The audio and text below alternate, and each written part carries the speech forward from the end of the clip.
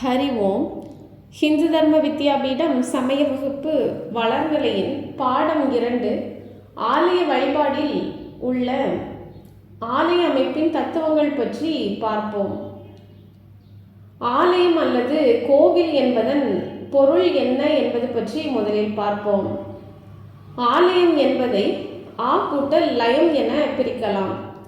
ஆ என்பது ஆன்மாவையும் லயம் என்பது சேரும் இடத்தையும் குறிக்கும். அதாவது ஆன்மா பரமாத்மாவுடன் சேரும் இடமே ஆலயமாகும். அதேபோல் கோவில் என்பதை கோ கூட்டல் இல் என பிரிக்கலாம். கோ என்பது தலைவன், அதாவது இங்கு கடவுள் என கொள்ள வேண்டும். இல் என்பது தங்கும் இடம். கடவுள் தங்கும் இடமே கோவில் என்று குறிக்கப்படுகிறது. மின்சாரமானது எங்கும் பரவி இருக்கிறது. ஆனால் மின்சார நிலையம் வழியாகவே அது நமக்கு கிடைக்கிறது. பூமியில் எங்கும் தண்ணீர் உள்ளது. ஆனால் கிணற்றில் இருந்தே நமக்கு நீர் கிடைக்கிறது. பசுவின் உடம்பு எங்கும் பால் வியாபித்திருக்கிறது. ஆனால் அதன் மடு வழியாகவே நமக்கு பால் கிடைக்கிறது. அதுபோலவே கடவுளின் திருவடியில் ஆன்மா சேருவதற்கும் கடவுளின் அருளை மூர்த்திகளின் வழியாக பெறுவதற்கும் உரிய இடத்தை ஆலயம் அல்லது கோவில் என்கிறோம். அடுத்ததாக கோபுரம் பற்றி பார்க்கலாம். இந்த பகுதியில் இருந்து ஒருமுறை தேர்விற்கு வினா கேட்கப்பட்டது. இறைவனின் விராட் சொரூபம் எது என்று கேட்கப்பட்டிருந்தது. இறைவனின் விராட் சொரூபம் கோபுரமாகும். விராட் சொரூபம் என்பது பெரிய சொரூபம் என்று பொருள்படும். அண்டங்கள் அனைத்தையும் அடக்கிக் கொண்டு இருக்கும் பரம புருஷனாகிய இறைவனின் விராட் சொரூபமே கோபுரமாகும். கோவிலில் அமைந்துள்ள பிரகாரங்கள் பற்றி பார்ப்போம். கோவில்களில் 3 அல்லது 5 அல்லது 7 பிரகாரங்கள் அமைக்கப்பட்டுள்ளன. இந்த பிரகாரங்கள் பஞ்ச கோஷங்களாகிய அன்னமய கோஷம், பிராணமய கோஷம், மனோமய கோஷம், விஞ்ஞானமய கோஷம், ஆனந்தமய கோஷம் என்பவற்றை உணர்த்துகின்றன. கோஷம் என்பது உரை என பொருள்படும். அன்னமய கோஷம் என்பது உணவின் மூலம் நாம் உடலை உயிரை வளர்க்கிறோம். இந்த உடலானது வளர்வதற்கு பிராணன் பயன்படுகிறது. அது பிராணமய கோஷம். மனோமய கோஷம் என்பது நம்முடைய உணர்வுகளை குறிப்பது. விஞ்ஞானமய கோஷம் என்பது நம்முடைய பகுத்தறிவு. இவை எல்லாவற்றிற்கும் அப்பாற்பட்டு நிற்பது ஆனந்தமய கோஷம். இவை அனைத்தையும் தாண்டி நாம் இறைவனை சென்று வழிபடுகிறோம் என்பதைத்தான் இந்த பிரகாரங்கள் குறிப்பிடுகின்றன. பிரகாரங்களை வலம் வந்த பின், அதாவது இவற்றை கடந்த பின் நாம் இறைவனை உள்ளே சென்று வழிபட வேண்டும். இது பஞ்ச கோஷங்களை கடந்து இறைவன் விளங்குகின்றான் என்பதை உணர்த்துகின்றது. அடுத்ததாக விமானம். விமானம் என்பது மூலஸ்தானத்தின் மேல் இருக்கும் கோபுரம் விமானமாகும். விமானம் இறைவனின் அருள் வடிவத்தை குறிக்கும். இறைவன் நம்மளுக்கு அருள் பாலிக்கக்கூடிய வடிவம் விமானமாக குறிக்கப்படுகிறது. ஆனால் இறைவனின் மிகப்பெரிய வடிவம் விராட் சொரூபம் கோபுரமாகும். கொடிமரம். இறைவன் அண்ட சராசரங்களையும் ஆட்சி செய்கிறார் என்பதை கொடிமரம் உணர்த்துகிறது.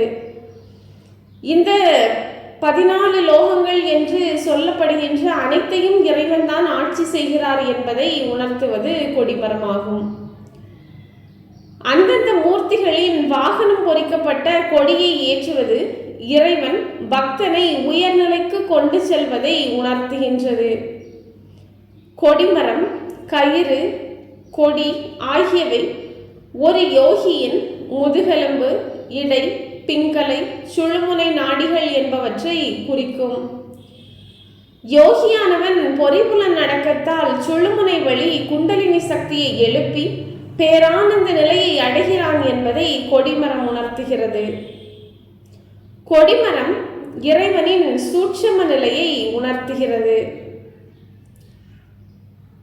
அப்படியானால் தேர்வில் இதையும் வினாவாக கேட்கலாம். இறைவனின் சூட்சும நிலையை உணர்த்துவது எது என்று கேட்டால் கொடிமரமாகும். இறைவனின் அருள் வடிவத்தை குறிப்பது விமானம்.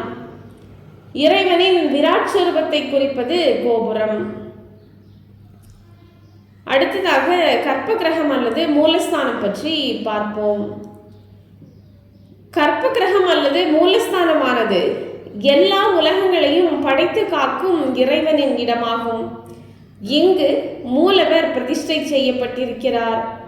கற்ப கிரக மூல பிரகிருதியையும் மூலவர் மூல பிரகிருதியையும் ஆதாரமான பரம்பொருளையும் உணர்த்தும். அடுத்ததாக வாகனம் பற்றி பார்ப்போம். கணபதி, முருகன், சிவன், திருமால், தேவி, சனீஸ்வரன், பைரவர் முதலிய மூர்த்திகளுக்கு முறையே பெருச்சாளி, மயில், நந்தி, கருடன், சிங்கம், காகம், நாய் முதலிய வாகனங்கள் மூர்த்திகளின் பாதத்தை பார்த்தவாறு அமைந்திருக்கின்றன.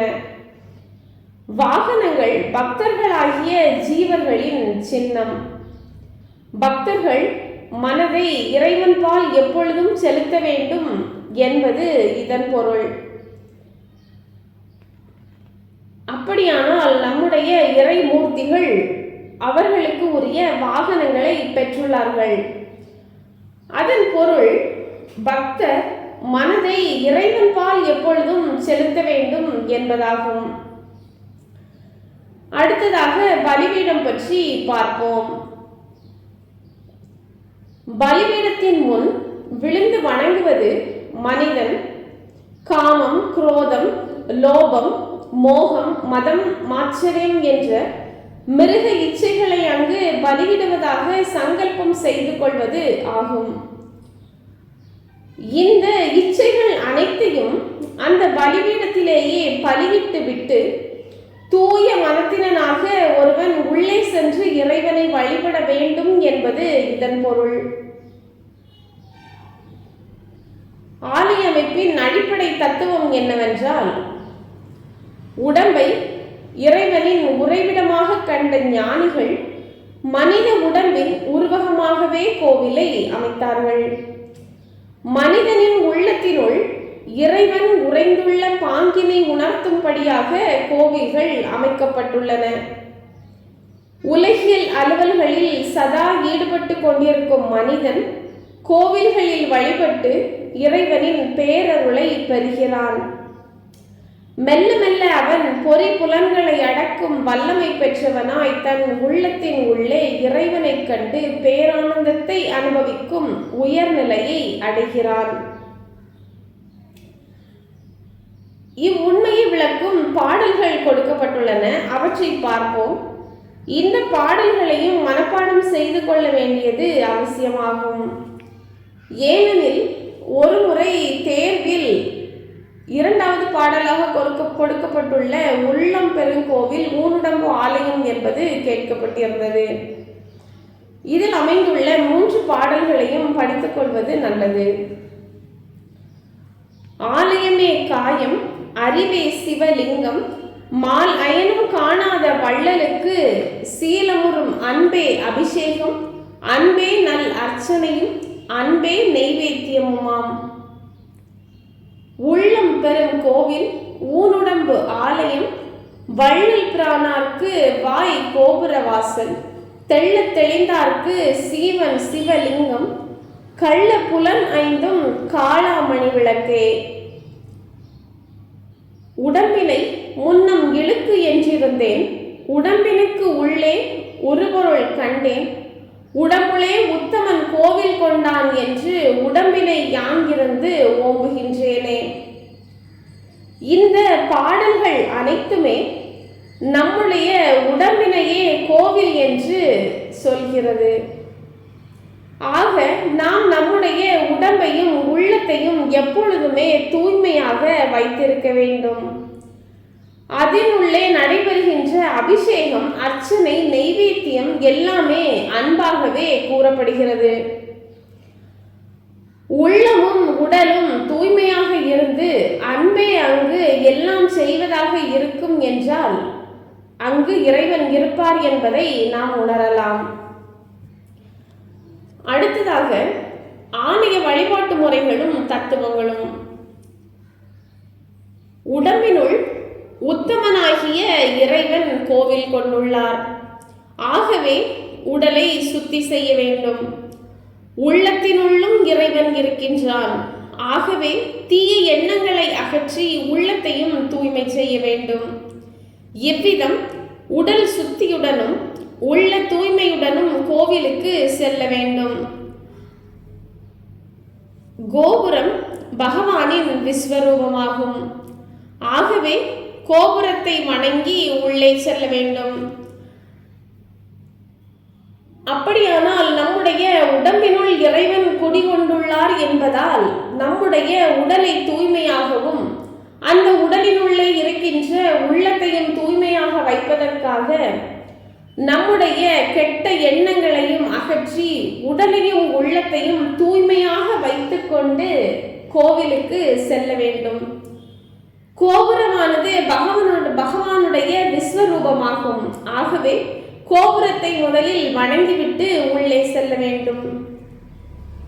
கொடிமரத்தின் முன் சென்று ஆண்கள் 8 அங்கங்கள் ஆகிய தலை, செவி 2, கைகள் 2, புஜங்கள் 2, மோவாய் கட்டை ஆகிய 8 உறுப்புகளும் தரையில் படும்படியாக அஷ்டாங்க நமஸ்காரம் செய்து வணங்க வேண்டும்.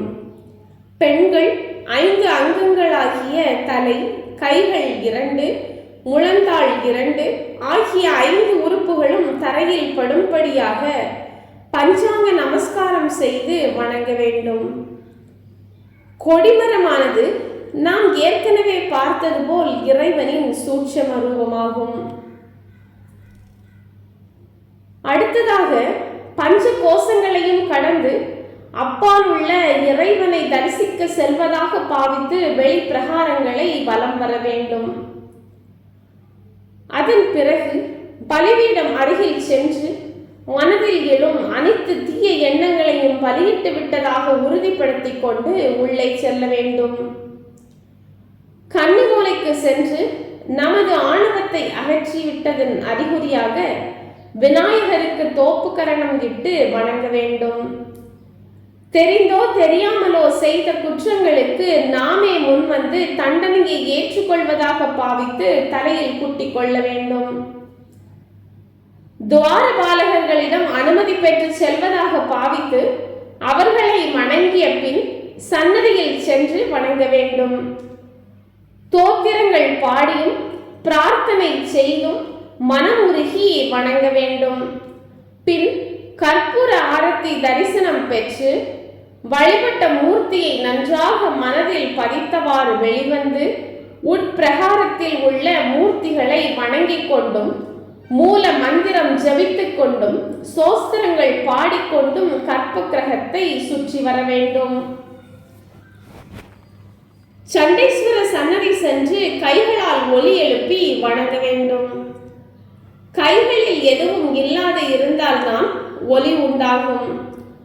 இவ்வுலகை விட்டு செல்கையில் எதுவும் எடுத்து செல்ல இயலாது என்பதை உணர்ந்திருப்பதாக சண்டீஸ்வரரிடம் உறுதி கூறுவதாக பாவிக்க வேண்டும்.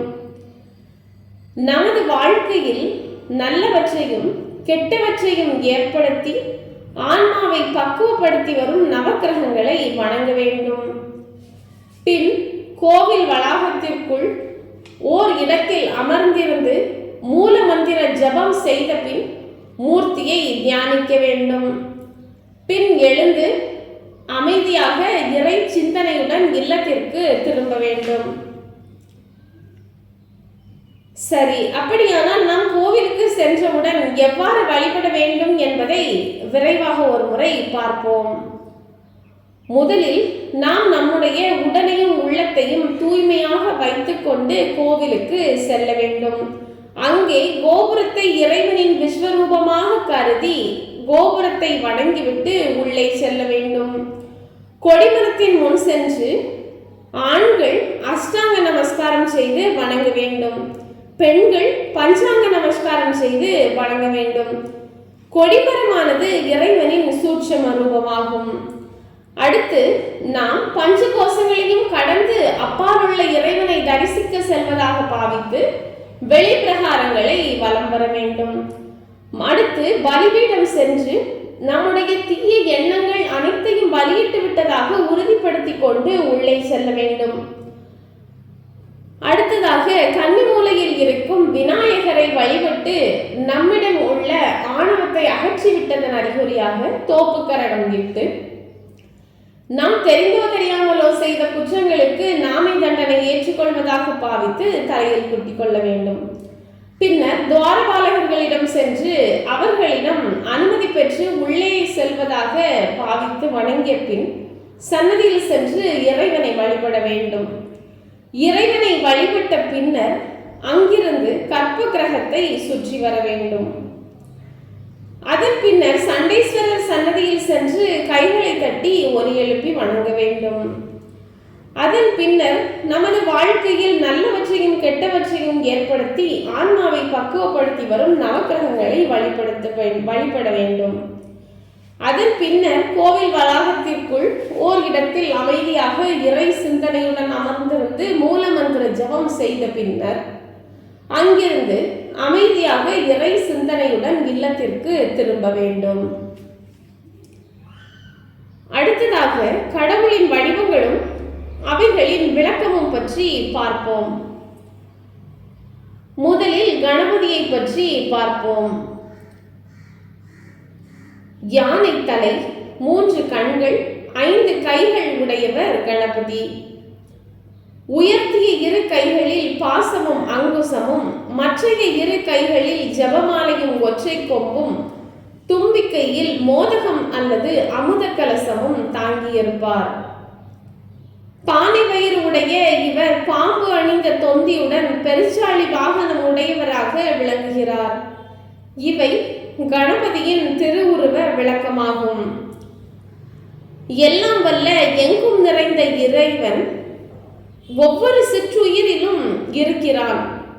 எல்லா உயிரினங்களும் இறைவனின் வாகனங்களாகும். உடல் வடிவம் சிறியதாக இருப்பினும் அவற்றின் ஆத்மஸ்வரூபம் அளவில் அடங்காதது ஆகும். இதனையே பெருச்சாளி வாகனம் உணர்த்துகிறது. யானை தலை பிரணவத்தின் ஓம் வரி வடிவமாகும்.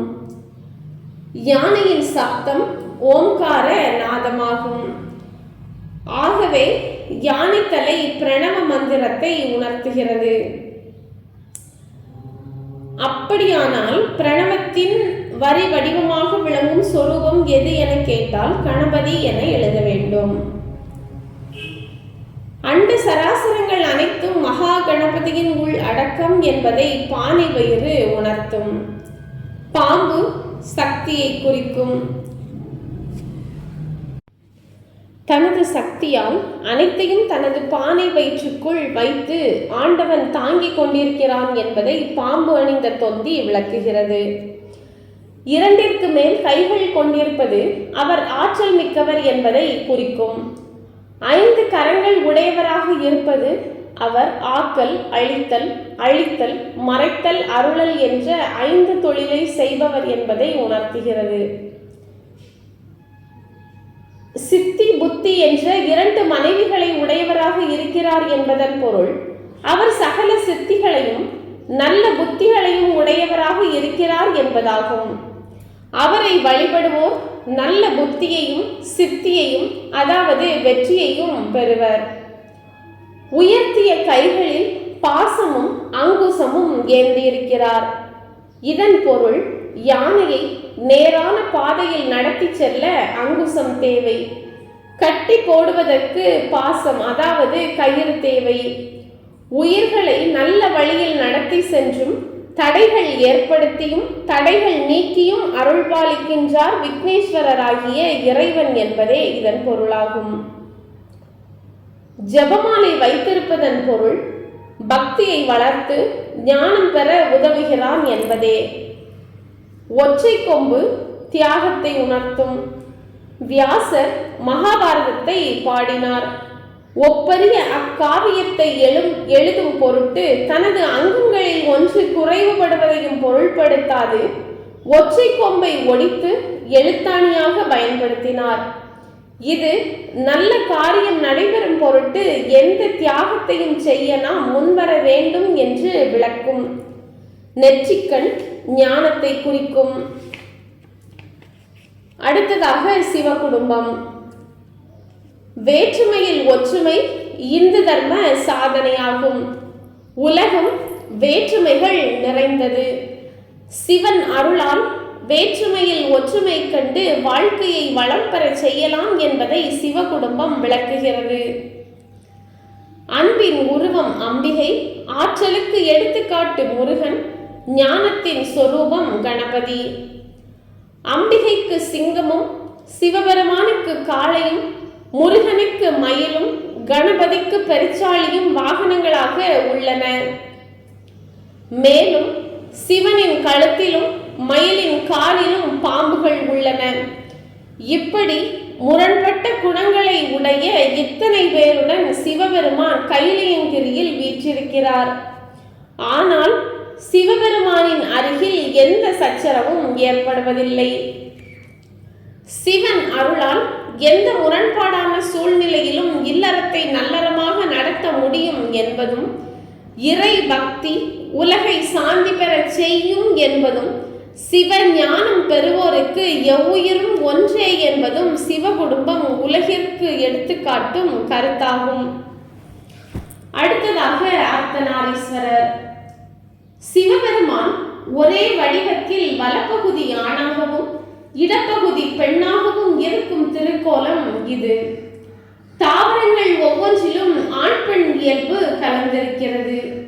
ஒவ்வொரு உயிரும் தாயின் அம்சமும் தந்தையின் அம்சமும் பெற்றுதான் பிறப்பு எடுக்கின்றது. உயிர் தத்துவமாகிய சிவனும் உடல் தத்துவமாகிய சக்தியும் இணைந்துதான் உயிர்கள் வாழ்கின்றன. ஒவ்வொரு உயிரிலும் மட்டுமின்றி அனைத்திலும் ஆண் இயல்பும் பெண் இயல்பும் கலந்தே இருக்கின்றன. இதனையே அர்த்தநாரீஸ்வரர் கோலம் விளக்குகிறது. நடராஜர் வடிவம் பற்றி பார்ப்போம். சிவபெருமானின் நடன கோலம் நடராஜர் வடிவமாகும். புலித்தோலை அணிந்து வலது காலால் முயலகன் என்ற அரக்கனை மிதித்து இடது காலை தூக்கியபடி இருக்கிறார். மேலும் ஒரு கையில் மானை பிடித்தும் இன்னொரு கையில் உடுக்கை ஏந்தியும் மற்றொரு கை மழு அல்லது அக்னியை ஏந்தியிருக்க நான்காவது கை அபய முத்திரை காண்பித்து நிற்கும் கோலம் நடராஜர் திருக்கோலமாகும். முயலகன் என்ற அரக்கன் முக்குணமயமாய் உள்ள மாயையின் சின்னம். அவனை அவர் கொல்லவில்லை, மிதித்திருக்கிறார், அடிமையாக்கியிருக்கிறார். மாயையை உனக்கு அடிமையாக்கு, நீ மாயைக்கு அடிமையாகாதே என்பது இதன் பொருள். ஜீவர்கள் நாள்தோறும் ஜாக்ரத், சொப்பனம், சுஷுப்தி என்ற 3 நிலைகளை அனுபவிக்கின்றன. இதற்கும் மேலாக துரிய நிலை எய்தி ஞானானுபவம் எய்த வேண்டும் என்று தூக்கிய பாதம் உணர்த்துகிறது. புலி அகங்காரத்தின் சின்னம். அதனை கொன்று அதன் தோலை உடுத்தியிருப்பதன் பொருள் அகங்காரத்தை அகற்ற வேண்டும் என்பதே. மனது என்ற மானை அடக்கி கையில் வைத்திருக்கிறார். மான் சிவனையே பார்த்த வண்ணம் இருக்கிறது. அலைந்து திரியும் மனதை அடக்கி சிவன்பால் செலுத்த வேண்டும் என்பது பொருள். உடுக்கையின் ஓசை நாதம் என்னும் தத்துவத்தில் இருந்து உலகம் உண்டாவதை குறிக்கும். நாதத்தை நிறுத்திவிட்டால் பிரபஞ்சம் ஒடுங்கிவிடும். இறைவனது நாமமாகிய நாதத்தை கிளப்புவதன் மூலம் மனிதன் தன்னை மேலானவனாக மாற்றிக்கொள்ள முடியும். கனல் சிவ ஞானத்தை குறிக்கும். சிவ ஞானம் என்னும் அக்னி உலக பற்றை எரித்து நீராக்கி பெரு வாழ்வையும் பேரானந்தத்தையும் அளிக்கிறது. முருகன் வடிவம் பற்றி பார்ப்போம். தவத்தின் விளைவாக தோன்றியவர் முருகவேள். மன்மதனை எரித்த பின் தான் முருகன் தோன்றினார். சிவபெருமானின் ஐம்பொறிகளிலும் மனதிலும் இருந்தும் 6 ஒளிப்பிழம்புகள் தோன்றி சரவண பொய்கையில் ஒன்று சேர்ந்தன. 6 கார்த்திகை பெண்களால் அங்கு தோன்றிய 6 குழந்தைகளும் வளர்க்கப்படுகின்றன. இந்நிகழ்ச்சி ஐம்புலன்களும் மனதும் நல்ல பயிற்சி பெறுதலை குறிக்கும். பயிற்சி பெற்ற ஐம்புலன்களும் மனதும் 6 முகங்கள் ஆகும். 12 கைகள் முருகனின் பேராற்றலை குறிக்கும். வள்ளி தெய்வயானை சமேதரராக வேலாயுதம் ஏந்தி நிற்கும் முருகன் முறையே இச்சாசக்தி, கிரியாசக்தி, ஞான சக்தி உடையவர் இறைவன் என்பதை குறிக்கும். அன்பு உணர்ச்சிகளின் பிரதிநிதி வள்ளி நாயகி. 100 யாகங்கள் செய்யும் ஆற்றலுடைய தேவேந்திரனின் மகள் தெய்வயானை ஆற்றலின் சின்னம். அஞ்ஞானத்தின் வடிவம் சூரபத்மனை அழிக்கும் திறம் கொண்ட வேல் ஞானத்தின் சின்னம்.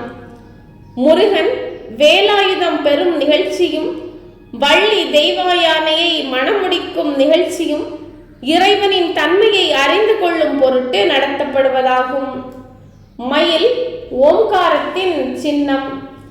பாம்பு குண்டலினி சக்தியின் சின்னம்.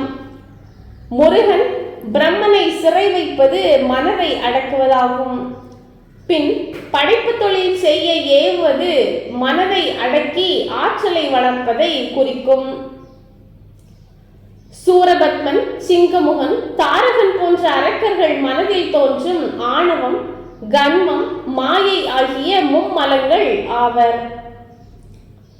சூர சம்ஹாரம் என்பது மனதில் ஓயாது தோன்றும் அற்ப எண்ணங்களையும் அகங்காரத்தையும் அகற்றுதலாகும். ஆகவே மனதை அடக்குவதும் மன ஆற்றலை வளர்ப்பதும் மனதில் தோன்றும் அற்ப எண்ணங்களை அகற்றுவதும் முருகனுக்கு செய்யும் பூஜைகளாகும். காளி பற்றி பார்ப்போம். காலத்தை வென்றவளாகவும் என்றும் இருப்பவளாகவும் உள்ளதால் காளி அல்லது காளி என்று தேவி அழைக்கப்படுகிறாள். சிவன் மீது நிற்கும் கோலம் நீல நிறம், நிர்வாண கோலம், வெட்டுண்ட தலைகளாலான மாலை, துண்டித்த கரங்களாலான அரை நாள், ரத்தம் சொட்டும் வாழும் நாக்கும் இவை காளியின் ரூபமாகும். காளி சிவன் மீது நின்று தாண்டவம் புரிகிறாள். இந்த உருவ அமைப்பின் அர்த்தத்தை புரிந்து கொண்டவர்கள் இறை தத்துவத்தின் பேர் உண்மையை அறிந்து இன்புறுவர். உலகநாதனான சிவன் மாயா சக்தியான தேவியின் திரு நடனத்திற்கு ஆதாரமாக இருப்பதை இது உணர்த்துகிறது. தேவி அனைத்து உயிர்களையும் ஓயாது அழித்து ஆட்கொண்ட வண்ணம் இருக்கிறாள் என்பதை இரத்தம் சொட்டுகிற நாவும் வாழும் விளக்குகின்றன. மக்கள் செய்யும் செயல்கள் யாவற்றிற்கும் சக்தியாக இருப்பவள் காளியே என்பதை கரங்களால் ஆன அரை நாள் விளக்குகிறது. தன்னில் இருந்து தோன்றிய உயிர்கள் அனைத்தையும் எந்த வயதிலும் எந்த நேரத்திலும் தேவி தன்னோடு சேர்த்து கொள்வாள் என்பதை பலவித வயதுடைய தலைமாலை விளக்குகிறது. அவள் எங்கும் நிறைந்திருப்பவள் என்பதை நீல நிறம் காட்டுகிறது. இயற்கையை மூடி மறைக்க முடியாது என்பதையும் எல்லா திசைகளிலும் அவள் நிறைந்திருக்கிறாள் என்பதையும் அவளது நிர்வாண கோணம் காட்டுகிறது. நாராயணன் அல்லது மகாவிஷ்ணு பற்றி பார்ப்போம். நீல நிற திருமேனியும் சங்கு, சக்கரம், கதை, தாமரைப்பூ தாங்கிய 4 கைகளும் நாராயணனின் திருவுருவமாகும். ஆதிசேஷன் என்ற பாம்பின் மீது அவர் யோக நித்திரையுடன் பள்ளி கொண்டிருக்கிறார். எங்கும் வியாபகமாக அவர் இருப்பதை நீல நிறம் காட்டுகிறது. ஆதிசேஷன் மூல பிரகிருதியை குறிக்கும். உலகம் யாவும் அழிந்த பிறகு மூல பிரகிருதி எஞ்சியிருக்கிறது. நாராயணன் மூல பிரகிருதியை இருப்பிடமாக கொண்டுள்ளான். 4 கைகள் அவனது பேராற்றலை குறிக்கும். சங்கு ஓங்காரம் என்ற நாத பிரம்மத்தை குறிக்கும். உலகம் ஓம் என்ற ஓசையில் இருந்து துவங்குகிறது. உலகம் இயங்கும் பொழுது ஓம் என்ற பிரணவ சத்தம் உண்டாகிறது. சக்கரம் உலகின் சுழற்சியை காட்டுகிறது. ஆக்கல், அழித்தல், அழித்தல் போன்ற செயல்கள் தொடர்ந்து சுற்றி சுற்றி வருகின்றன. அறம் செய்வோரை காத்து நல்லோரை துன்புறுத்துவதால் இதற்கு அறவாளி என்று பெயர். இறந்த காலம், நிகழ்காலம், எதிர்காலம் என்று காலங்கள் சுற்றி வருவதால் காலச்சக்கரம் என்று பெயர். கதை தவறு செய்வோரை தண்டித்து திருத்தும் இறைவனின் இயல்பை காட்டுகிறது. தாமரை இறைவனின் அன்பை காட்டுகிறது. நாராயணன் என்பதை நாரா கூட்டல் அயனன் என பிரித்தால் நாரா என்பது உயிர் எனவும் அயனன் என்பது அமைந்திருப்பவன் என்றும் பொருள்படும். ஆகவே நாராயணன் என்றால் உயிரில் அமர்ந்திருப்பவன். இது ஒருமுறை தேர்வில் கேட்கப்பட்டிருந்தது. நாராயணன் என்பதன் பொருள் என்ன என்று தேர்வில் கேட்கப்பட்டிருந்தது. அதன் பொருள் உயிரில் அமர்ந்திருப்பவன். அதாவது எல்லா உயிர்களின் உள்ளும் இறைவனின் உள்ளும் எல்லா உயிர்களின் உள்ளும் இறைவன் இருக்கிறார் என்பது இதன் பொருள். பார்க்கடல் தூய்மையான உள்ளத்தை குறிக்கும். இதுவும் ஒரு முறை அதே தேர்விலே கேட்கப்பட்டிருந்தது. பார்க்கடல் எதை குறிக்கும்? பார்க்கடல் தூய்மையான உள்ளத்தை குறிக்கும். தூய்மையான உள்ளத்தில் இறைவன் பள்ளி கொண்டிருப்பான் என்று உணர்த்தப்படுகிறது. நாராயணனின் தூக்கத்தை அரிதுயில் அல்லது யோக நித்திரை என்பர். நாம் தூங்கும்போது உறக்கத்திற்கு அடிமை, விழித்திருக்கும் போது உலகத்திற்கு அடிமை. ஆனால் இறைவன் எதற்கும் அடிமையல்லன். சிவலிங்கம் பற்றி பார்ப்போம். இறைவன் தனது சக்தியால் உருவமற்ற நிலையில் இருந்து நீங்கி உருவம் உடையவனாகவும் ஆனால் எந்த உருவம் என்று சொல்ல முடியாதபடி தோன்றும் அருவுருவ நிலையே சிவலிங்கமாகும். இறைவனது சக்தியால் உண்டாகும் அணுவின் விளக்கமாக சிவலிங்கம் அமைந்துள்ளது. உருப்பெருக்கி கருவியால் பார்த்தால் அணுக்கள் எல்லாம் சிவலிங்கமாகவே தோன்றும். நியூட்ரான், புரோட்டான், எலக்ட்ரான் என்பன முறையே லிங்கம், ஆவுடை, கோமுகி வழிபெறும் அபிஷேக நீர் ஆகியவற்றை குறிக்கும். இறைவனை லிங்கமும் அவனது சக்தியை ஆவுடையும் அவனது அருளை கோமுகியும் குறிக்கும். அணுக்களால் ஆனது உலகம். ஆகவே அணுவே இறைவனது தோற்றமாக வடிவமாக கொண்டு சிவலிங்க வழிபாடு செய்யப்படுகிறது. சாஸ்தாவின் வடிவம் பற்றி பார்ப்போம். ஒரு காலை மடக்கி ஒரு காலை தொங்கவிட்டு ஒரு கையில் செங்கோல் ஏந்தி மறு கை மடக்கிய கால்முட்டியில் வைத்து பாதத்தை காண்பித்தவாறும் இரு சக்தியான பூர்ணை புஷ்கலையுடன் சாஸ்தா ரூபம் அமைந்துள்ளது. யானை, குதிரை, நாகசர்ப்பங்கள் யாவும் அவருக்கு வாகனங்களாகவும் ஏவலர்களாகவும் அணிவகுத்து நிற்கிறார்கள். திருப்பார்கடலை கடைந்த போது ஏற்பட்ட ஆலகால விஷத்தை சிவபெருமான் அருந்தி அருளினார். அமுதத்தை அசுரர்கள் கவர்ந்து சென்ற போது விஷ்ணு மோகினி அவதாரம் எடுத்து அசுரர்களை மயக்கி அமுதத்தை மீட்டார். உலகினை தீமையில் இருந்தும் தீயோரிடம் இருந்தும் காக்க சிவசக்தியும் விஷ்ணு சக்தியும் தேவை. ஆகவே இறைவன் அவ்விரண்டு சக்திகளும் சேர்ந்த ஒரே ரூபமாக ரிஷிகளுக்கு வெளிப்பட்ட ரூபம் சாஸ்தா ஆகும். அவரது செங்கோல் தர்மத்தின் சின்னம். அவரது பாதத்தை சுட்டிய கை அவரது பாதத்தில் சரணடைபவரை அவர் காப்பார் என்பதை உணர்த்துகிறது. யானை, குதிரை, சர்ப்பங்கள் ஆகியவை உலகத்து உயிர்களின் சின்னம். எல்லா உயிரிலும் அவர் உறைந்துள்ளார் என்பது பொருள். ஐயப்பன் வடிவம் பற்றி பார்ப்போம். சாஸ்தாவின் அவதாரம் ஐயப்பன். இவர் மகிழ்ச்சியை வதம் செய்து பந்தள அரசனுக்கு உபதேசம் அளித்த பின் உலகோரை நல்வழிப்படுத்தும் பொருட்டு இரண்டு கால்களும் மடக்கி வீராசனத்தில் அமர்ந்து ஒரு கை பாதத்தை காண்பித்து மறு கை சின்முத்திரை காட்டி பிரம்மச்சாரியாக அமர்ந்திருக்கிறார். சுவாமியே சரணமையப்பா என்று ஐயப்ப பக்தர்கள் மந்திர ஒலி முழக்குவார்கள். மகிஷி மாயையின் சின்னம். ஒரு கை பாதத்தை காட்டுவது நாம் இறைவனை சரணடைய வேண்டும் என்பதை உணர்த்த. சின்முத்திரையில் பெருவிரல் பரமாத்மாவையும் சுட்டுவிரல் ஜீவாத்மாவையும் நடுவிரல் ஆணவ மலத்தையும் மோதிர விரல் கர்ம மலத்தையும் சிறுவிரல் மாயை மலத்தையும் குறிக்கும். 3 மலங்களையும் விடுத்து இறைவனை சரணடைய வேண்டும் என்பதே சின்முத்திரையின் பொருளாகும். தட்சிணாமூர்த்தியை பற்றி பார்ப்போம். தென் திசை பார்த்து கல்லால மரத்தின் கீழ் வீராசனத்தில் அமர்ந்து சின்முத்திரை காட்டி முனிவர்களுக்கு உபதேசம் கொடுக்கும் சிவபெருமானின் திருக்கோலம் தட்சிணாமூர்த்தியாகும். சின்முத்திரைக்கு மும்மலங்களை களைந்து பரமனை சரணடைய வேண்டும் என்பது பொருள். பரமன் என்றும் மாறாதவன் ஆகையால் இளைஞராகவும் முனிவர்கள் பல பிறவிகள் எடுத்தவர்கள் ஆதலால் வயோதிகர்களாகவும் உள்ளனர். உலக பொருட்களை அடைந்தவன் என்றாவது ஒரு நாள் அதனை இழப்பான். பரம்பொருளை அடைந்தவன் ஒரு நாளும் அதனை இழக்க மாட்டான். அவன் வாழ்க்கையில் வெற்றி பெற்றவன். இதையே வீராசனம் குறிக்கிறது. இந்த பாடம் 2 மிகவும் முக்கியமான பாடம். அனைவரும் இந்த பாடத்தினை மிகவும் தெளிவாகவும் மிகச்சரியாகவும் படியுங்கள் என்று கேட்டுக்கொள்கிறேன். நன்றி.